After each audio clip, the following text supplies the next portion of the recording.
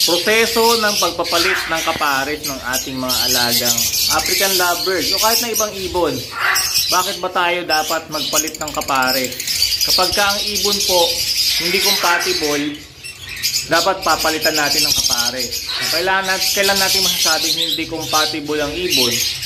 Kapag ka po yan ay nag-mating, nangingitlog pero hindi nagpe-fertile. Hindi po compatible yung ibon. Ito pong ibon natin, 2 times na to nag-breed. 4 to 5 eggs pero hindi nagpe-fertile. So hiniwalay ko yung kapares niya nandito. Nandito yung kapares niya.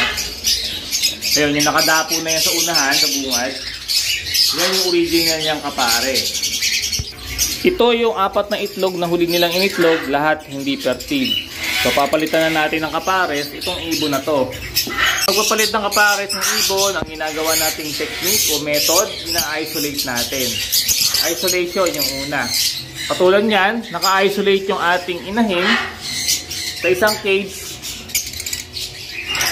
for 5 days to 14 days. No? Minsan 5 days, pumaparis na siya sa iba eh. So ito, nasa 5 days na siyang naka-isolate. Ginawa ko, naglagay ako ng ibang male dito sa kabila na may divider siya. Ayan o, may divider. Tapos, pinagdikit ko yung dalawang tungtungan. O, ayan, magkadikit. Para yung ibon, nagliligawan sila. Ayan, nagliligawan. Ayan. Nagdidikit sila doon sa divider.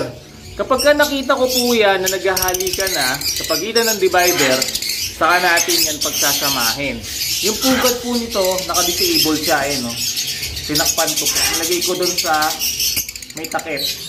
Magkabila. So, hindi makakapasok ang ibon sa pugad.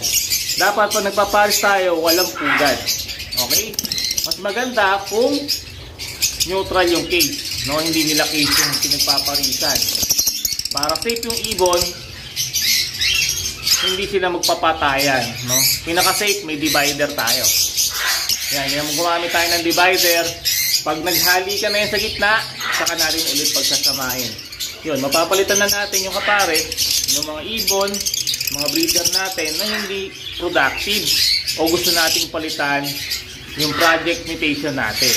Okay? Sana na-inform ko kayo mga kahati. Pag na-inform ka, siyempre pusuan mo tong ating video at i-share mo na rin sa mga kahati natin.